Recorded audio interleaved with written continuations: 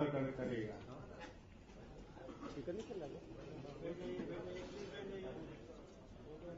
Okay,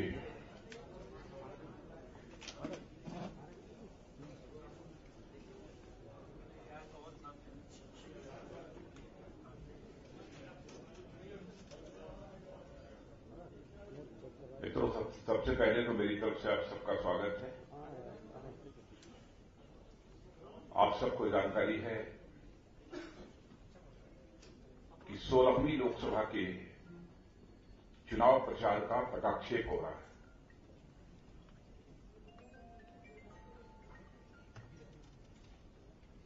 इस दौरान चुनाव प्रचार के लिए मैंने सारे देश का दौरा किया है। सारे देश का दौरा करने के बाद मैं इस नतीजे पर पहुंचा हूं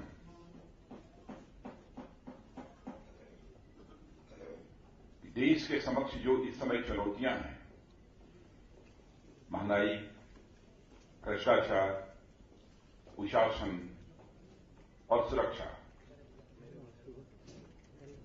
बेरोजगारी,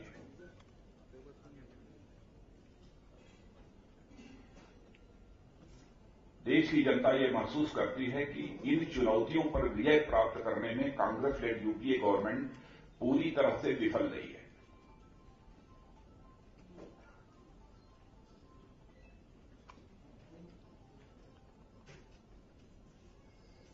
और कांग्रेस लेड यूपीए गवर्नमेंट की विफलता के कारण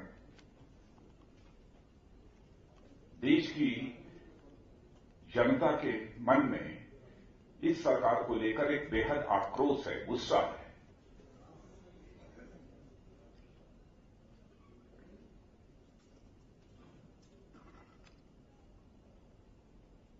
देश की जनता अब इस कांग्रेस लेड यूपीए गवर्नमेंट से पूरी तरह मुक्ति चाहती है।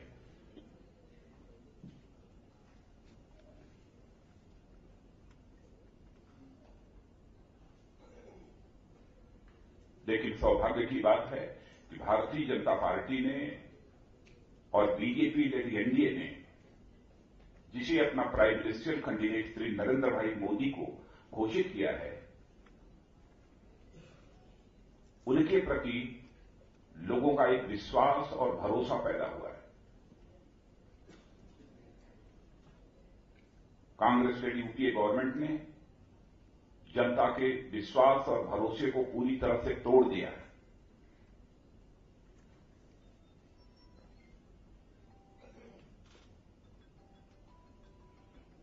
वैसे कांग्रेस सहित बहुत सारी ऐसी राजनीतिक पार्टियां हैं जो बराबर आजाद भारत में कम्युनल कार्ड, सांप्रदायिक कार्ड प्ले करती रही हैं।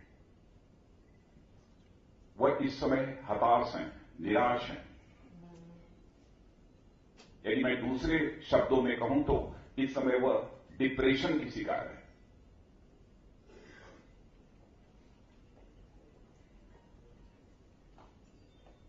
इसलिए देश की जनता का मुख्य मुद्दों से अटेंशन डाइवर्ट करने के लिए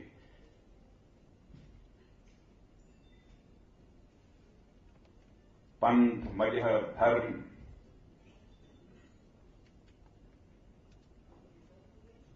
यानी इसे कहा जाए दूसरे वाक्यों में तो कह सकते हैं कि पोलराइजेशन की पॉलिटिक्स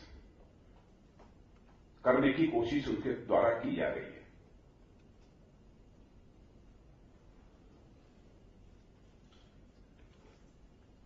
ताकि भारतीय जनता पार्टी डेवलपमेंट और गुड गवर्नेंस के जिन इश्यूज को लेकर इस समय चुनाव मैदान में है, और चूंकि डेवलपमेंट और गुड गवर्नेंस के मुद्दे पर यह सरकार पूरी तरह से विफल रही है, इसलिए इससे कॉमन मासेस के अटेंशन को यह डाइवर्ट करने की कोशिश कर रहे हैं।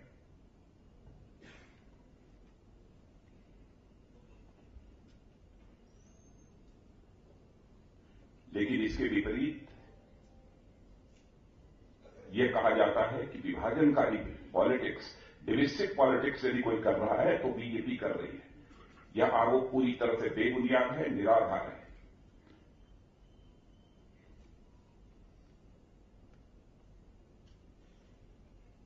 क्योंकि इसे करने की हमें कोई जरूरत नहीं है और हम इसे कर भी नहीं सकते।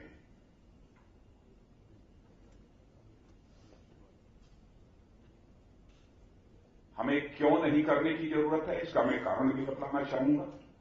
क्योंकि आज के 5 महीने पहले इस देश में कई राज्यों के चुनाव हुए हैं। मध्य प्रदेश, छत्तीसगढ़, राजस्थान, ऐसे कई राज्यों के चुनाव हुए हैं। और इन चुनावों को भारतीय जनता पार्टी ने विकास और सुशासन 2 मुद्दों के आधार पर लड़ा था।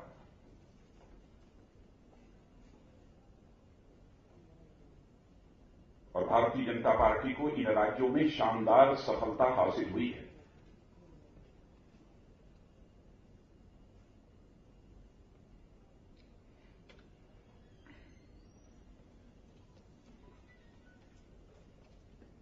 जो भी सत्ताधारी दल होता है, उस सत्ताधारी दल से अपेक्षा की जाती है कि उसकी जो अपेक्षाएं, उसकी जो उपलब्धियां हैं, उन उपलब्धियों की चर्चा कर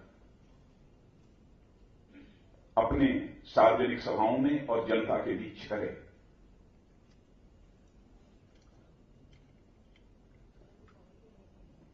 लेकिन कांग्रेस से यूपीए गवर्नमेंट की कोई उपलब्धि है ही नहीं।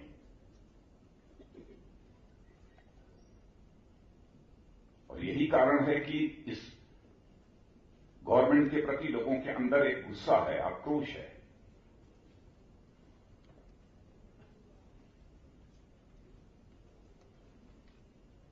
इसी कारण जनता के अटेंशन को डाइवर्ट करने के लिए कम्युनल कार्ड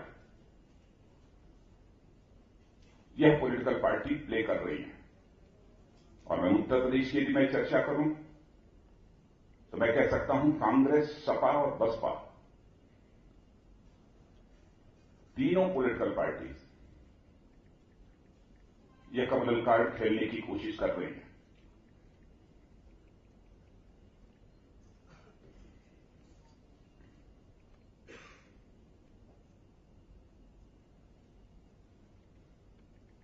लेकिन मैं देश की जनता से यह अपील करना चाहूंगा कि हमें मजबूत सरकार बनाने के लिए जनादेश दें।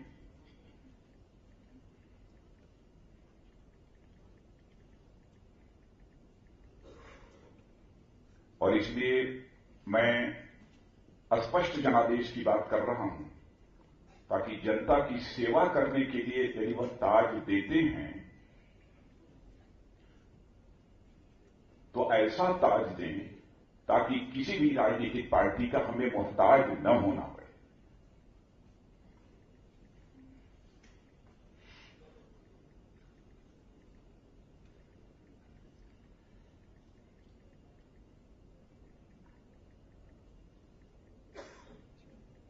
वैसे भारत की ही नहीं बल्कि अंतर्राष्ट्रीय सर्वे एजेंसीज की जो रिपोर्ट्स आ रही हैं, अब इसमें कहीं 2 मत नहीं है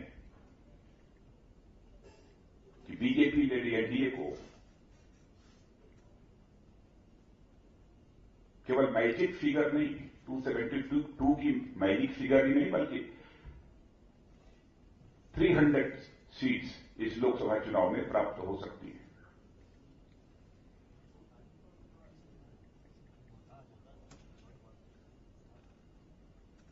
इस संभावना को भी नहीं नकारा जा सकता कि बीजेपी को स्वयं 272 से अधिक सीटों पर विजय प्राप्त हो।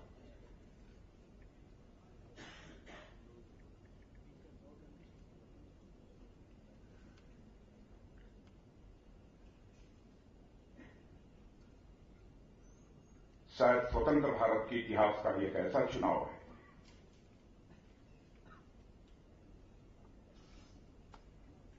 कि परिणाम आने के पहले ही जनता ने परिणाम के स्पष्ट संकेत दे दिए।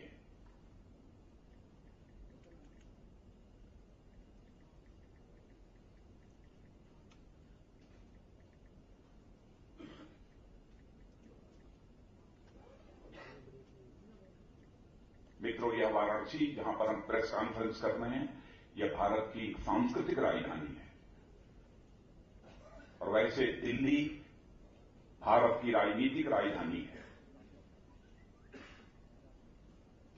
जो प्राइम मिनिस्टर चुना जाएगा उसका मुख्य कार्यालय दिल्ली में होगा।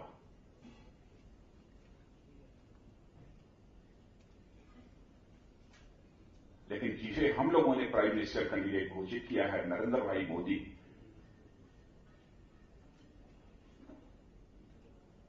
हमसे सबसे परामर्श करने के बाद यह फैसला हुआ कि वह भारत की सांस्कृतिक राजधानी वाराणसी से चुनाव लड़ेंगे। अपने सभी नेताओं से परामर्श करने के बाद यह फैसला मैंने किया है।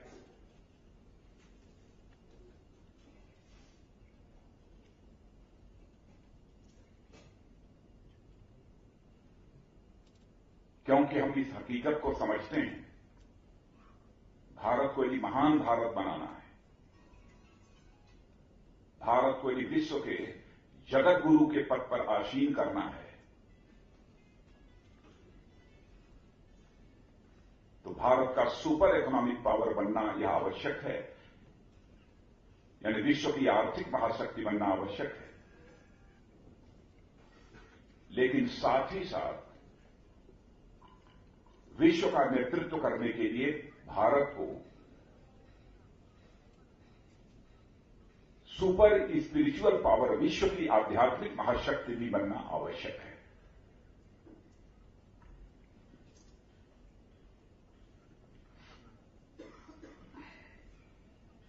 भारत यदि विश्व की आध्यात्मिक महाशक्ति बनता है, सुपर स्पिरिचुअल पावर,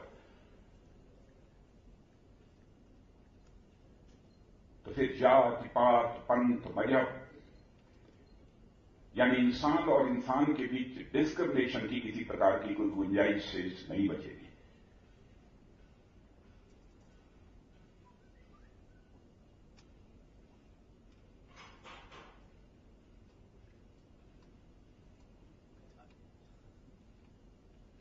ये भारत की मिट्टी का ही एक करिश्मा है। किसी मिट्टी में खेल कूद कर बड़े हुए, पैदा हुए ऋषि और महर्षियों ने सारे विश्व को वसुधैव कुटुंबकम का संदेश दिया है। केवल भारत की सीमा में रहने वाले लोगों को ही अपने परिवार का सदस्य नहीं मानते हैं, बल्कि पूरी विश्व की धरती पर रहने वाले सारे लोगों को हम परिवार का सदस्य मानते हैं।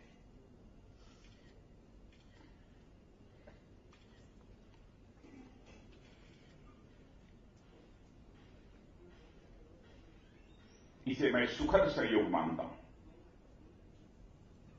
कि हमारे प्राइम मिनिस्टर कैंडिडेट नरेंद्र भाई मोदी भारत की सांस्कृतिक राजधानी वाराणसी से वह चुनाव लड़ रहे हैं।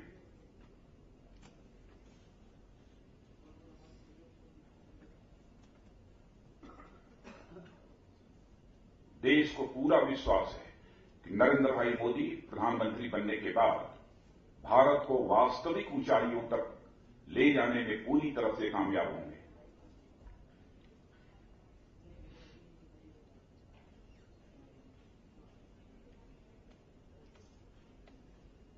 मित्रों, यह भी एक सुखद संयोग है कि वाराणसी हमारी जन्मभूमि है। पार्टी का मैं अध्यक्ष हूं, यह हमारी जन्मभूमि है। मैं अपने जन्मभूमि के सभी मतदाता बहनों भाइयों से अपील करना चाहता हूं कि हमारी इस जन्मभूमि को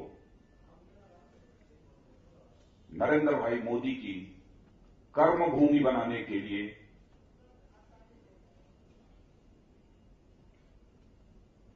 पूरी तरह से अपना सहयोग करें।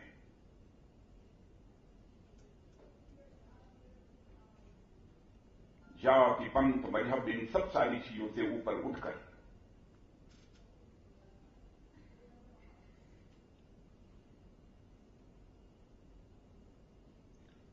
ताकि हमारे प्रधानमंत्री पद के उम्मीदवार नरेंद्र भाई मोदी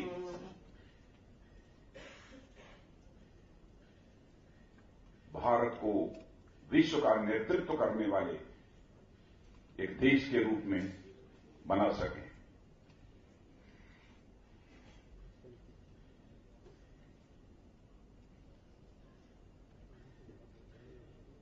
वाराणसी के मतदाताओं के साथ साथ जिन राज्यों में भी चुनाव शेष हैं, वैसे मैं यह अपील पहले से कर रहा हूं, सभी मतदाताओं से मैं अपील करना चाहता हूं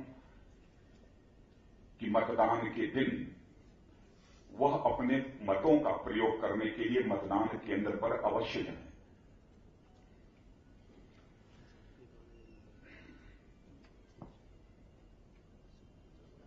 मैं अपने कार्यकर्ताओं से भी प्रारंभ से ही अपील कर रहा हूं, सभी जात, सभी पंथ, सभी मजहब, सभी धर्म के लोगों के दरवाजे पर जाएं और मतदान की अपील करें। वो वोट हमें देते हैं अथवा नहीं देते हैं, इसका महत्व नहीं है।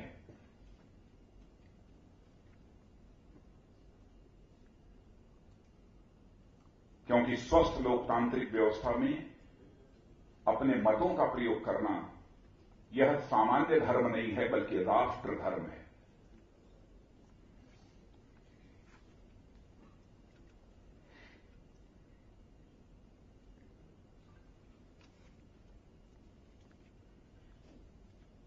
इसलिए हमने अपील करने की बात कही है, क्योंकि हम राजनीति केवल सरकार बनाने के लिए नहीं करते हैं, समाज बनाने के लिए करते हैं, देश बनाने के लिए करते हैं।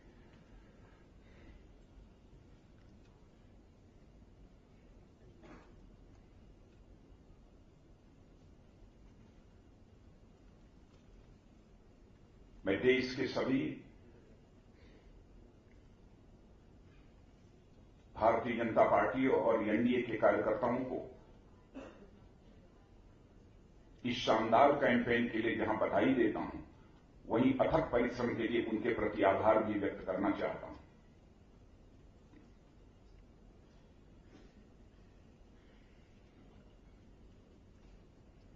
और देश की जनता का जितना उमंग और उत्साह भरा समर्थन उत्तर से लेकर दक्षिण और पूरब से लेकर पश्चिम तक भारतीय जनता पार्टी को प्राप्त हुआ है, जिससे हम लोगों की हौसला अफजाई हुई है,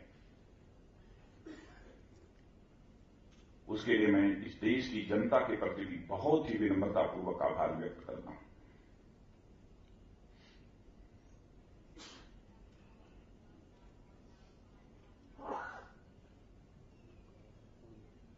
मतदान के पहले ही देश ने अपनी सरकार को, अपने प्रधानमंत्री को चुन लिया है।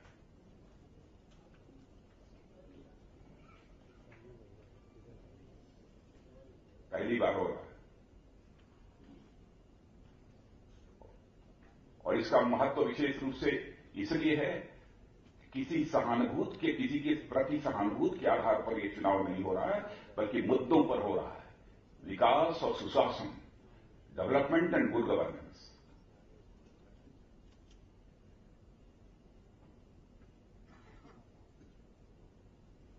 मित्रों, मुझे तो बस इतना ही कहना था। आप यदि कुछ पूछना चाहें। जी, इसमें आप कितनी सीटें पाने की सुनाई दे रहा है। हाँ।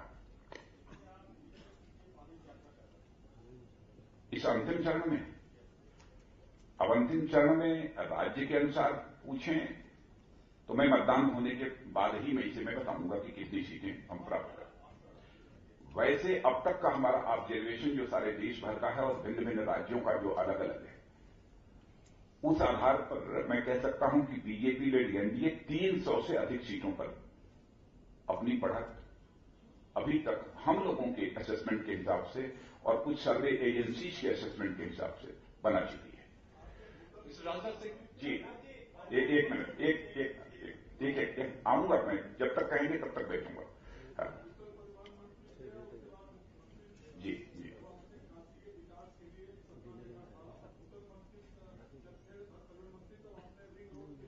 हाँ दिया था, पैसा भी स्वीकृत किया था कुछ।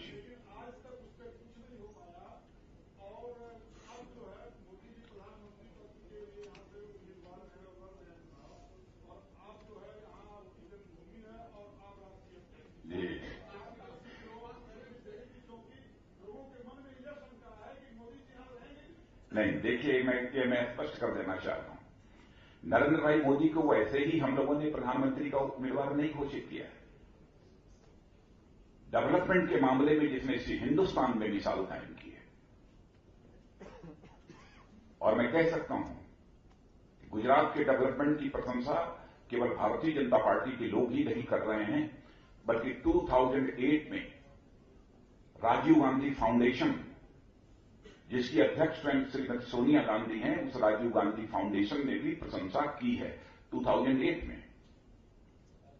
और एक मिनट, दूसरी बात, अमेरिका, यूएस की पार्लियामेंट की रिसर्च कमेटी ने भी अपने रिसर्च पेपर में 2011 में गुजरात में नरेंद्र भाई मोदी के द्वारा किए गए डेवलपमेंट की प्रशंसा की है।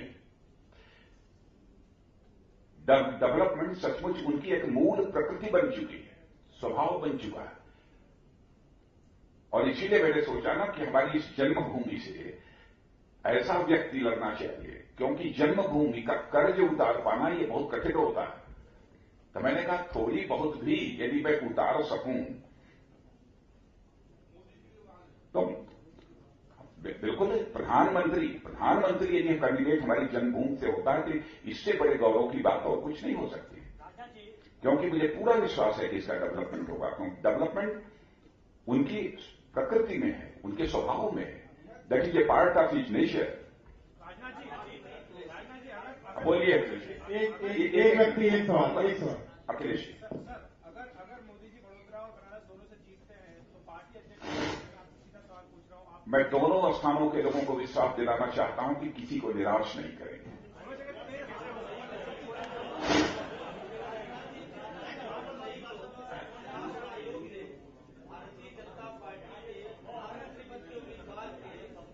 मैंने बिल्कुल मैं कह रहा हूं निराश नहीं करेंगे, क्योंकि इसलिए भी आप समझते रहिए,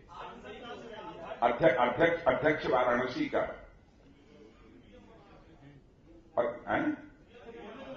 पीएम बनारस का,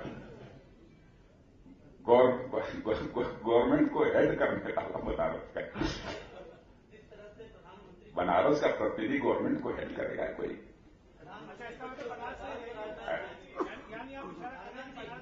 और एक चीज मैं बताऊंगा, जैसे यह सवाल जो उठाया जा रहा है, मैं समझता हूं इस प्रश्न को उठाने का कोई औचित्य नहीं है, क्योंकि नरेंद्र भाई मोदी के अंदर मैंने देखा है कि उस व्यक्ति के वर्ड्स और डीड्स, कृति और कथन, जिसे हम पूरब में हम लोग कथनी और करनी कहते हैं, जिसमें मुझे कभी अंतर देखने को नहीं मिला है। और भारत की राजनीति की सबसे बड़ी ड्रॉबैक यह रही है कि नेताओं की कथनी और करनी में अंतर होने के कारण ही एक क्राइसिस ऑफ क्रेडिबिलिटी, एक विश्वास का संकट इस देश में पैदा हुआ है। और उस क्राइसिस ऑफ क्रेडिबिलिटी की जो हमारे देश की राजनीति में पैदा हुई है, इसको चैलेंज के रूप में स्वीकार कर इस पर विजय पाने की कुवत यदि किसी के अंदर है तो केवल और केवल नरेंद्र भाई मोदी के अंदर है। मिस्टर राजनाथ सिंह,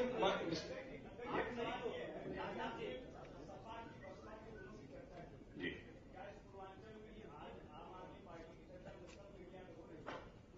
किस पार्टी के? अरे हम लोग आम आदमी ही हैं।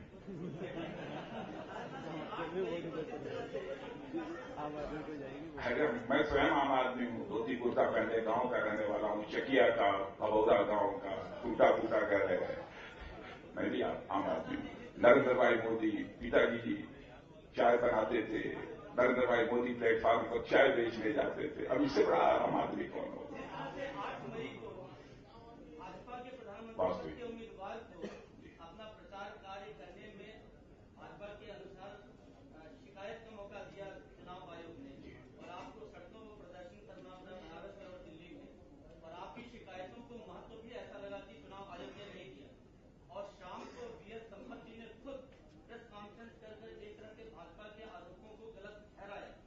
उसके बाद क्या आपको लगता है कि चुनाव के जो आखिरी चरण है, इसमें जो स्टेप्स लिए हैं चुनाव आयोग ने, वो संतोषजनक है, उससे भाजपा सेटिस्फाइड है, या इस मामले को आगे ले जाने का भी मन है?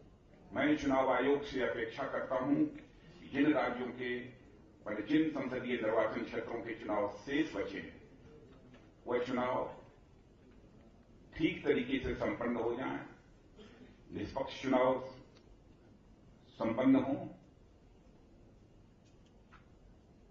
भयमुक्त हों, इसे इंश्योर करें। क्योंकि सूचनाएं प्राप्त हो रही हैं उत्तर प्रदेश में, क्योंकि जैसी यहां की जो क्षेत्रीय राजनीतिक पार्टियां हैं जिस तरीके की हरकतें करती हैं, और इसके पहले कुछ संसदीय निर्वाचन क्षेत्रों में जो हरकतें उन्होंने की हैं, मैं समझता हूं कि इलेक्शन कमीशन ने उसका संज्ञान लिया होगा। ये शिकायतें मिली हैं और ऐसे जो सेंसिटिव बूथ्स हैं उनकी जानकारी भी हमारे संसदीय निर्वाचन क्षेत्रों के जो प्रमुख हैं उन लोगों ने इलेक्शन कमीशन को अवगत करा दी है। मैं इलेक्शन कमीशन से अपेक्षा करता हूं कि इलेक्शन कमीशन निश्चित रूप से वहां पर पुख्ता सुरक्षा की व्यवस्था, पैरामिलिट्री फोर्सेस को लगाने की व्यवस्था वह इंश्योर करेगा। राजनाथ जी, मेरा सवाल बेनिया बाग में जो कंट्रोवर्सी हुई है उससे रिलेटेड है। नरेंद्र भाई मोदी को पहले अनुमति आपने मांगी थी, नहीं दी गई नरेंद्र मोदी को। उसके बाद आज राहुल गांधी ने वहां रोड शो किया है। कांग्रेस कह रही है कि थ्रेट परसेप्शन जो है बीजेपी के लीडर्स को अलग है, कांग्रेस के लीडर्स को अलग है। क्या आपको लगता है कि ये कांग्रेस सेक्युलर कार्ड प्ले कर रही है और आपको they are blaming you for polarisation yet again? Threat perception यदि बीजेपी को अधिक है और कांग्रेस को कम है तो सिक्योरिटी जो प्रोवाइड की गई है कांग्रेस के नेताओं को, उसका लेवल नरेंद्र भाई मोदी की सिक्योरिटी के लेवल से हाई क्यों है? राजनाथ जी, एक सवाल इस साइड। राजनाथ जी, तर्क ऐसे दिए जाने चाहिए जो कि कम से कम देश की जनता के गले के नीचे उतर सके। राजनाथ जी, आप लोगों ने यदि राहुल गांधी को परमिशन मिली है, उत्तर प्रदेश के मुख्यमंत्री को रोड शो की परमिशन मिली है, तो क्या सार्वजनिक सभा को भी करने की परमिशन हमारे प्राइम मिनिस्टर कैंडिडेट को अपनी कॉन्स्टिट्यूंसी में नहीं मिलेगी? क्यों नहीं कोई व्यक्ति हर्ट होगा? राजनाथ जी, आप लोगों ने इस बात पर भी आपत्ति जाहिर की थी कि ईवीएम के प्राइवेसी के साथ राहुल गांधी ने छेड़छाड़ की थी और इसकी आपत्ति आप लोगों ने चुनाव आयोग को भी दर्ज कराई थी, लेकिन चुनाव आयोग क्लीन चिट देने की तैयारी में है। क्या आप लोग फिर से अपील में जाएंगे? देखिए, अब इसके संबंध में नई जानकारी है, किसने क्या कंप्लेंट की है, क्या हुआ है, जो कुछ भी हुई होगी। मेरा पूरा विश्वास है कि हमारे कार्यकर्ता पूरी तरह से सजग हैं और हम इस चुनाव आयोग से अपेक्षा करते हैं ये चुनाव ठीक तरीके से संपन्न हो सके, उसके लिए जो भी आवश्यक कदम होंगे ये चुनाव आयोग उठाएगा। राजा जी, अभी आपने कहा कि पार्टी का अध्यक्ष भी बनारस से और पार्टी को हेड करने, गवर्नमेंट को हेड करने वाला भी बनारस से, तो उससे ये ध्वनि गई कि आप इस तरफ इशारा कर रहे हैं कि वो बनारस का सीट रिटेन करेंगे। क्या हम ये समझे? क्या आपने जो कहा कि गवर्नमेंट को हेड करने वाला भी बनारस से, उससे ये ध्वनि निकलती है कि वो बनारस का सीट रिटेन करेंगे। क्या हम सही समझ रहे हैं? अरे भाई, ध्वनि इन्फरेंस ड्रा करने की उसके स्टेटमेंट से कोशिश करनी चाहिए जो वेग बोले, जो अस्पष्ट बोले। मैं तो क्लियर बोल रहा हूं। तो स्पष्ट कर दीजिए इसको। स्पष्ट करने की क्या बात है? मैं इतना कहा कि इनजस्टिस नेचर में नहीं है नरेंद्र भाई मोदी की, ये किसी के साथ वो इनजस्टिस होने नहीं। बस नहीं, दोनों क्षेत्रों के साथ इनजस्टिस नहीं होने पाएगी। मैं एश्योर करना चाहता हूं अपने जन्मभूमि के मतदाता बहनों भाइयों को, ये मेरा कमिटमेंट है। Douglas Hosfine from Reuters. Yeah. If I may ask a question in English, could I ask you just how important a strong personal performance by Mr. Modi in the Varanasi constituency is for the mandate of his mandate as a potential Prime Minister? What is your definition of a strong result here? What is the strongness?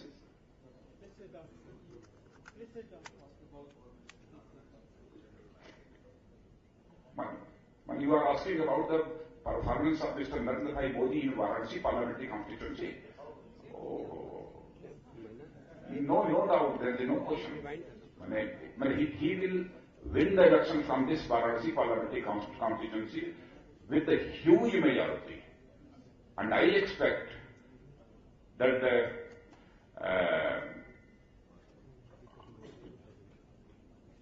all the other candidates of the other political parties, they will lose the deposit.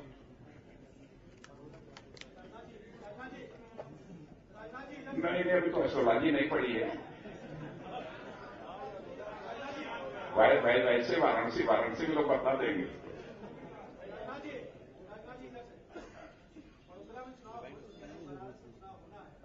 Banaras की जनता को आप स्पष्ट क्यों नहीं बता रहे हैं कि जो वोटिंग होगा 12 तारीख को नरेंद्र मोदी इसी मैं जो मैं कह रहा हूं वाराणसी की जनता को विश्वास है, क्योंकि मैं यही का हूं, यही की जन्मभूमि हमारी। जानते हैं कि इस मिट्टी का बेटा जो है इस धरती के साथ कभी जो है कुछ गड़बड़ नहीं होने देगा। नहीं, ये हाइपोथेटिकल, जिसे तो हाइपोथेटिकल क्वेश्चन है, ये तो काल्पनिक प्रश्न है।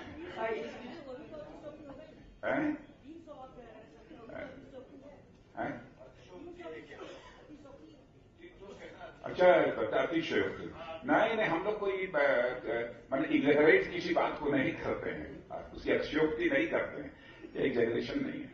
Okay, excuse me, do you mind another English question? Yeah. What? Because we see that good governance and development are important manifesto by BJP. Yeah. And in Varanasi, the rivers and the river become very important for BJP and AAP, both the provinces. But we see that Varanasi is a place that BJP always win. Why cannot BJP do that before, in the past decades, for the rivers and for the rivers? Why this time?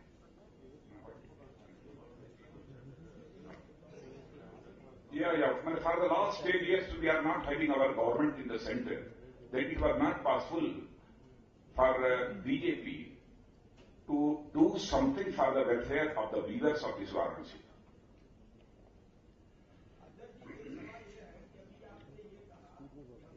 But I can say the member of parliament from this constituency, Dr. Murli Manohar Joshi, has raised on all the issues number of times in the parliament.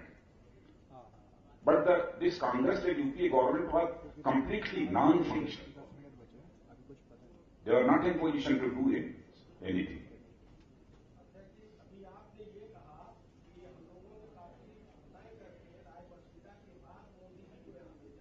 क्या? जी, परामर्श।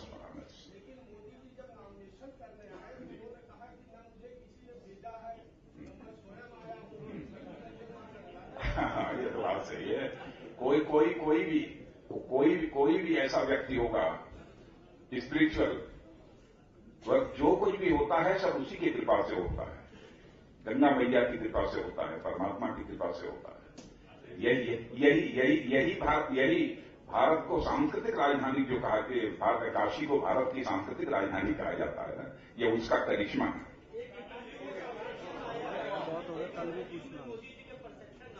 जी, सरकार जब बनेगी NDA की, तो मायावती और ममता जी का भी सपोर्ट सरकार को मिलेगा।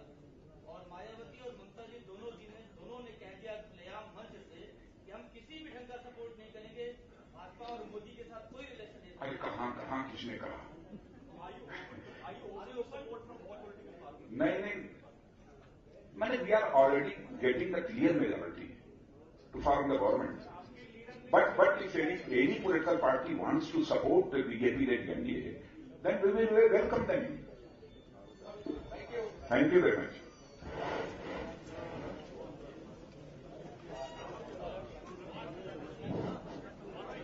पीछे मीडिया पर लोगों के लिए चाय की व्यवस्था है, लोग चाय पी के जाएंगे।